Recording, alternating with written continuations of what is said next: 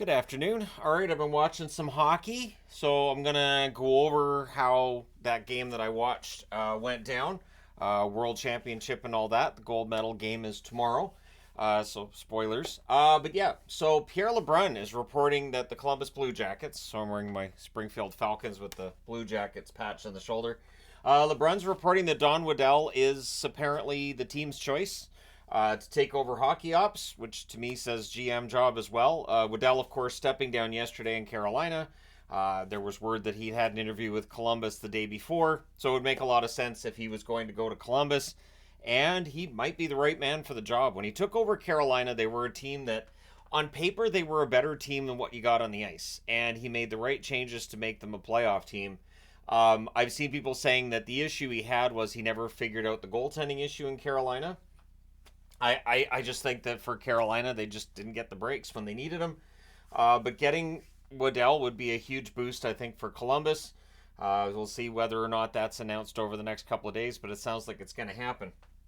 So a lot of talk after last night's win by the New York Rangers. Well, that's a high stick, clearly. Well, the thing is, it's not clearly a high stick from what I saw.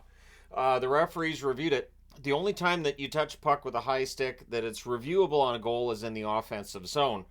And it's the same reason as offside, you only review the most recent zone entry.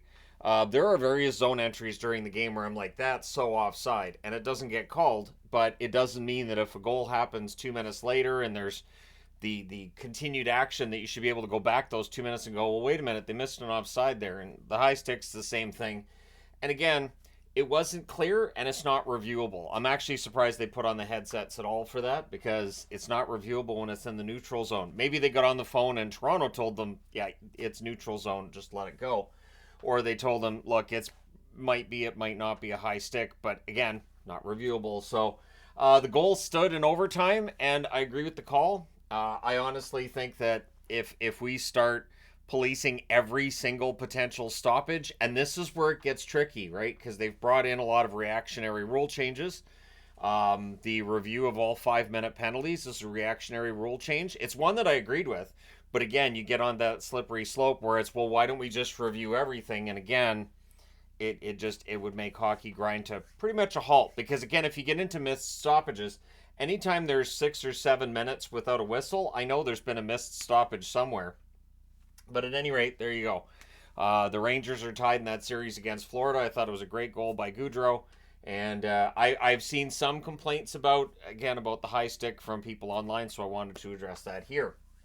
The 2024 Worlds have set an attendance record. This is one of the reasons why I agree with it being in a European country. I think you're going to get far more attendance than you would if it was in the US or even in Canada. And this Worlds has shown that over 750,000 in attendance thus far, and we have more games to go, of course, tomorrow. So it's going to set a brand new record that may not get passed for a while. Czechia won the early game this morning, 7-3 over Sweden. So I tuned in to watch, and I've been going back and forth between watching wrestling because King and Queen of the Ring have been on, and watching the Switzerland-Canada game. So I tuned in when it was 2-1 for Switzerland, and I was honestly rooting for the Swiss to kind of pull off an upset here. Giannoni, absolutely ridiculous game by Giannoni today. And if you don't know who Leonardo Giannoni is, he is a very good goaltender out of Europe who's played for a very long time and had a really good game.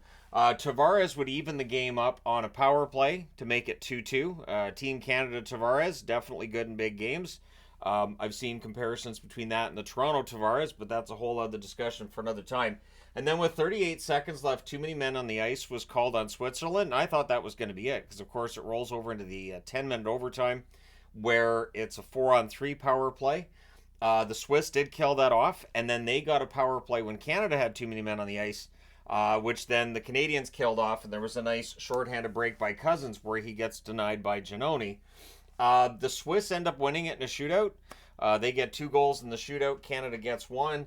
And so Switzerland heads to the gold medal game to play against the Czechs.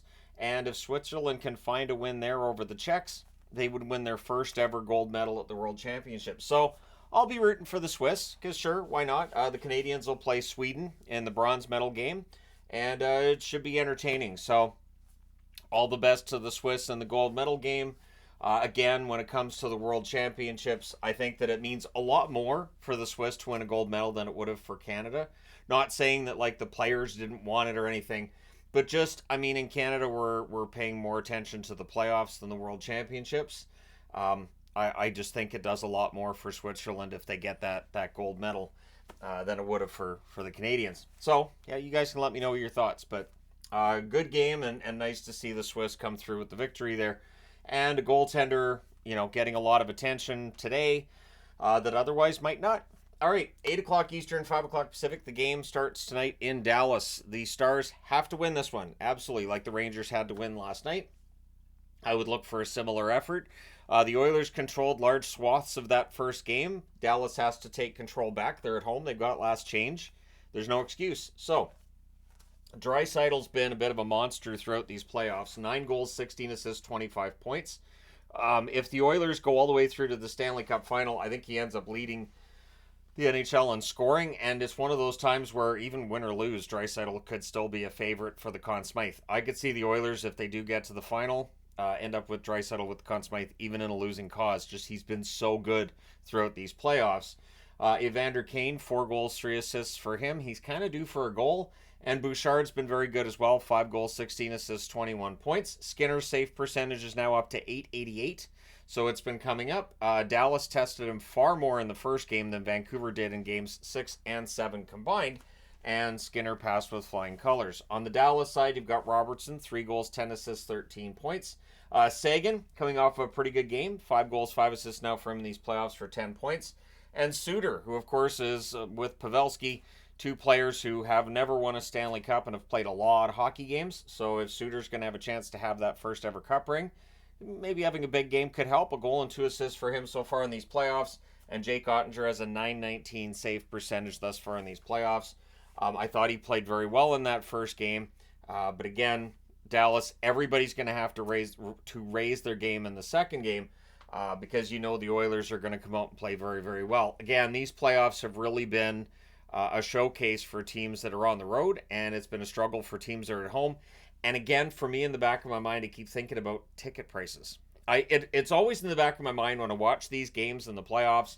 Doesn't matter who's playing who and who I'm rooting for to win in a particular game. When the home team loses, all I think is, how much did those fans pay to watch their team and leave disappointed? It has to be a tough pill to swallow when you're spending a lot of money to watch these games. And of course, as each round goes on, the ticket price goes up. So I can only imagine what they would have been charging in Vancouver for tickets if they'd gone to the conference final. But I'm sure that the ticket prices for Edmonton, probably around the same as they would have been for Vancouver as well. But let me know your thoughts on that matter as well in the comment section below. Don't forget to hit like and subscribe if you've not done so already. Thank you guys so much for all your support. I will talk to you again soon.